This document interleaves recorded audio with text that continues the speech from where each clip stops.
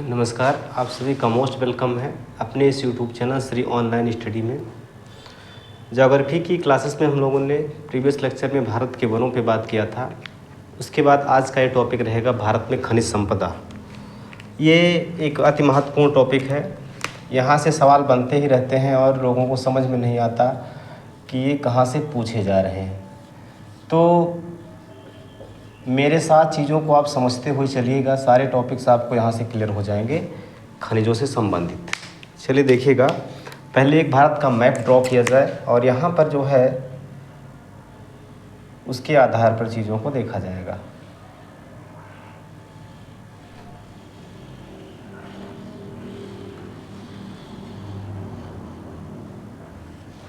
देखिए भाई, ये है अपना प्यारा भारत। भारत में जो खनिज संपदाएं पाई गई हैं ना, ये प्रायद्वीपीय पठार वाले क्षेत्र में है। मैदानी क्षेत्र में और पर्वतीय क्षेत्रों में खनिज संपदाएं बहुत कम मात्रा में है। मैदानी क्षेत्रों में तो इनका अभाव ही है ना। समझो बातों को। देखिए भाई, जैसे अपना ये प्यारा भारत है, यहाँ पर जो है ये अरावली वाला एरिया, यहाँ पर जो है ये आंध्र प्रदेश का जो है ये कर्नाटक का जो है कर्नाटक का ये धारवाड़, इधर आंध्र प्रदेश का कुड़प्पा और नीचे तक बना देते हैं हम इसको। ये कुड़प्पा एरिया है, आंध्र प्रदेश का कुड़प्पा। इसके नीचे अगर आप देखो जो है तो कोई वैसे विशेष नहीं है। यहाँ पर आ जाइए, ये है दंडकारण्य और इधर ऊपर जो है यहाँ छोटा नागपुर।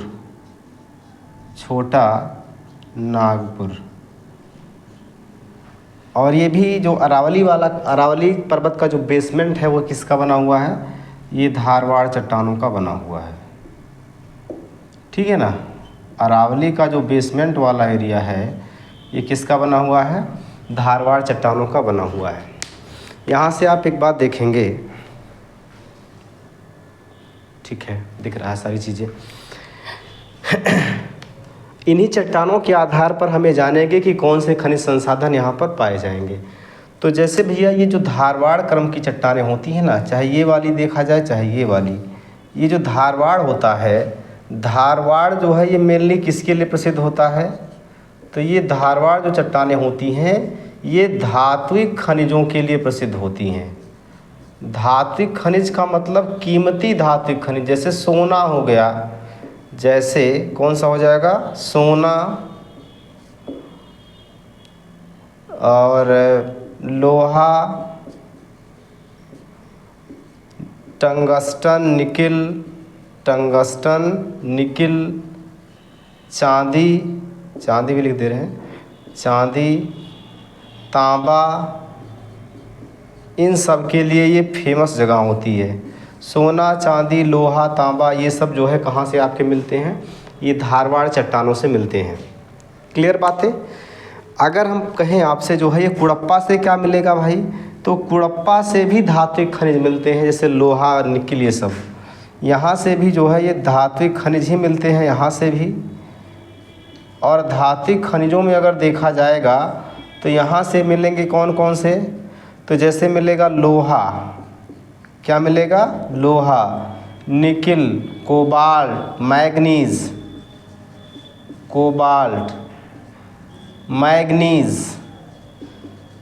मैग्नीज, ये सब यहाँ से प्राप्त होते हैं। टंगस्टन, ये सब कहाँ से प्राप्त होते हैं? यहाँ से मिलते हैं। दंडकारण्य देखा जाएगा तो दंडकारण्य जो है यहाँ से भैया क्या मिलता है? यहाँ पर एक खान है वैलाडिलाकी खान। इस वैलाडिलाकी खान से जो है क्या निकलता है? यहाँ से निकलता है लोहा। क्या निकलता है? लोहा। ठीक है ना। और इसके अलावा जो है इस दंडकारण्य से क्या क्या चीज़ निकलता है? जैसे टिन हो गया, टिन, ये छत्तीसगढ़ के बस्तर ज़िले से निकलता है टिन, है ना।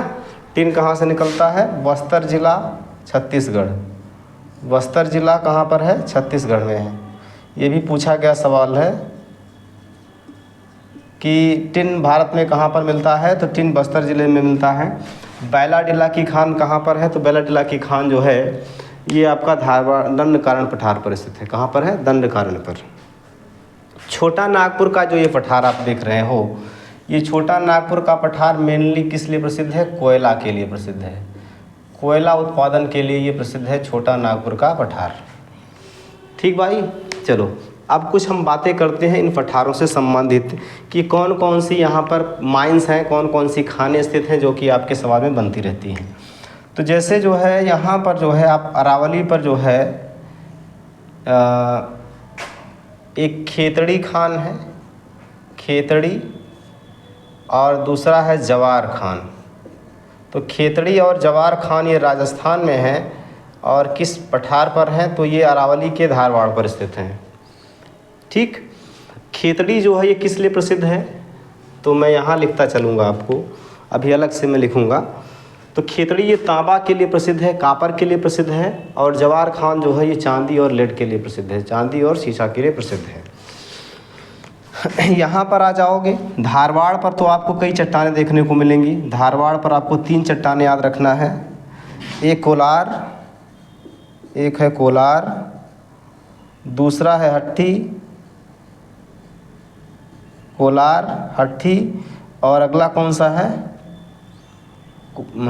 बेल्लारी। कोलार, हट्टी और बेल्लारी। कोलार, हट्टी और बेल्लारी, ये तीनों खाने कहाँ पर हैं भाई? तो ये तीनों खाने धारवाड़ के पठार पर स्थित हैं। क्लियर है बातें? बताइए भैया, ये बात क्लियर हुई? चलो, कुड़प्पा पर भी बहुत सारी खाने स्थित हैं। कुड़प्पा पर जो है बहुत सारी खाने स्थित हैं, आगे बताया जाएगा आपको। छोटा नागपुर देखा जाएगा तो छोटा नागपुर पर एक खान स्थित है जिसका नाम क्या है? जिसका नाम है जादूगोड़ा। जादूगोड़ा की खान से क्या निकलता है? तो जादूगोड़ा की खान से निकलता है यूरेनियम। क्या निकलेगा भाई? यूरेनियम निकाला जाता है, जिसका यूज जो है नाभिकीय भट्टी में किया जाता है। इसके अलावा और यहाँ पर जो है जैसे धनबाद वगैरह में है, ठीक है ना, यहाँ पर बहुत सारी कोयले की खानें स्थित हैं और ये कोयले की खानों से क्या निकाला जाता है? कोयला निकाला जाता है। तो आपसे सवाल इसी तरीके से पूछे जाते हैं। आई बात समझ में? चलिए, तो ये हमने एक स्ट्रक्चर बताया आपको कि भारत में खनिज संपदा कहाँ कहाँ किस एरिया में मेनली पाई जाएगी, और उसके आधार पर हम जो है यहाँ से बहुत सारी चीज़ों को देखते हुए चलते हैं। चलो अब आगे बढ़ेंगे इसमें हम, ठीक है? आगे बढ़ते हैं और आगे देखते हैं।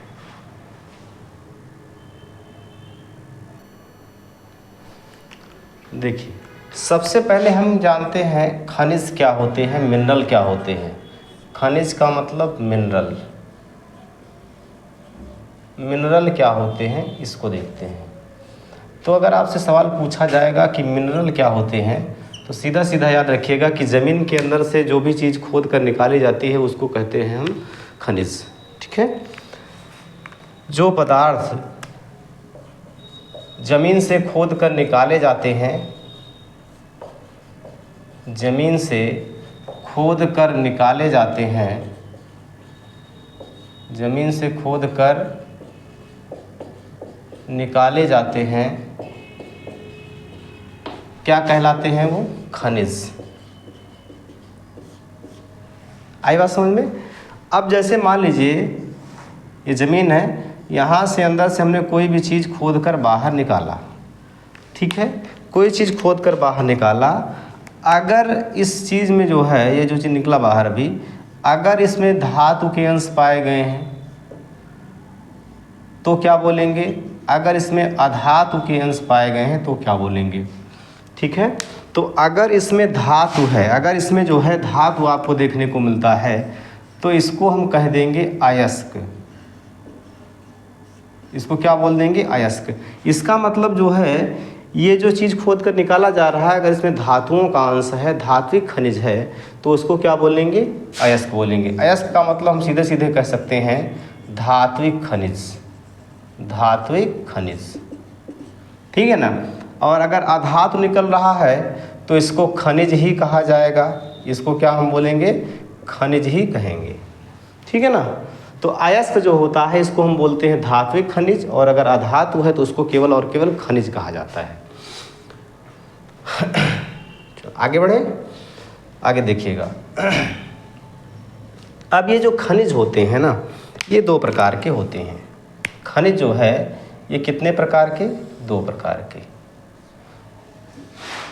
एक तो होगा धात्विक खनिज, एक होगा धात्विक खनिज जिसको हम अयस्क भी कह सकते हैं, और दूसरा होगा अधात्विक खनिज। अधात्विक खनिज,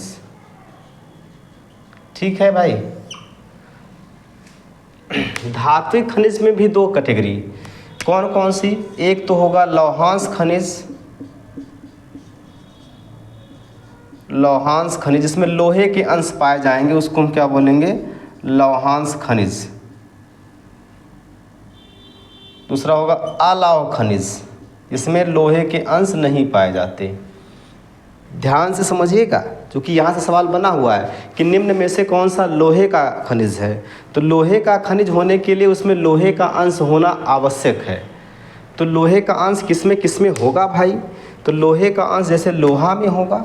कौन कौन से आ जाएंगे इसके अंतर्गत, तो जैसे लोहा आ जाएगा, लोहा, निकिल मैग्नीज, लोहा, निकिल, मैग्नीज, टंगस्टन, ठीक है ना, टंगस्टन, कोबाल्ट, टंगस्टन, और क्या आ सकता है, कोबाल्ट आ सकता है। कोबाल्ट भी मैं लिख दे रहा हूँ, कोबाल्ट। ठीक, तो लोहा, निकिल, मैग्नीज, टंगस्टन, कोबाल्ट, ये सब लौहांश खनिज कहलाते हैं। ध्यान रखिएगा, लोहा, निकिल, मैग्नीज, टंगस्टन, कोबाल्ट। लोहा, निकिल, मैग्नीज, टंगस्टन, कोबाल्ट, ये सब क्या है, लौहांश खनिज हैं। अलौह खनिज में जैसे चांदी आ गया, चांदी, सोना, तांबा, एल्यूमिनियम, तांबा, एल्यूमिनियम, इसमें लोहे का अंश नहीं पाया जाता। इनको क्या बोलेंगे भाई, इनको हम बोलेंगे अलौह खनिज। इनको क्या बोलेंगे, अलौह खनिज। क्लियर, इनको हम क्या बोलेंगे, अलौह खनिज। चलो आगे बढ़ते हैं इसमें। अब अगर हम आधात्विक खनिजों की बात करें तो आधात्विक खनिज जो है इसमें कौन कौन से आ जाएंगे, तो इसमें जो है पेट्रोलियम, कोयला, पेट्रोलियम ये तो आएगा ही, कोयला आ जाएगा, पेट्रोलियम पदार्थ आ जाएंगे, कोयला आ जाएगा, पेट्रोलियम पदार्थ आ जाएंगे। इसके अलावा और क्या आ सकता है, कोयला आ जाएगा, पेट्रोलियम पदार्थ आ सकते हैं। इसके अलावा जैसे अभ्रक हो गया, ठीक है ना, अभ्रक वगैरह हो गया, चूना पत्थर हो गया, खड़िया, चूना पत्थर, खड़िया,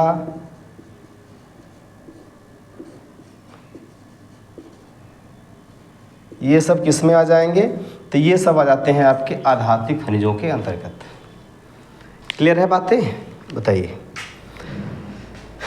तो ये जो है हमने थोड़ा सामान्य परिचय खनिजों के बारे में दिया और कहाँ पर कौन से खनिज पाए जाते हैं इसके बारे में बात की गई। कल के वीडियो में हम लोग जो है धात्विक खनिज और अधात्विक खनिज दोनों के बारे में अच्छे से देखेंगे कि किस खान से कौन सा खनिज निकाला जाता है और इसका इम्पोर्टेंस क्या है। ठीक है, तो आज के लिए इतना रखिए, मिलते हैं कल की क्लास में। थैंक यू सभी को।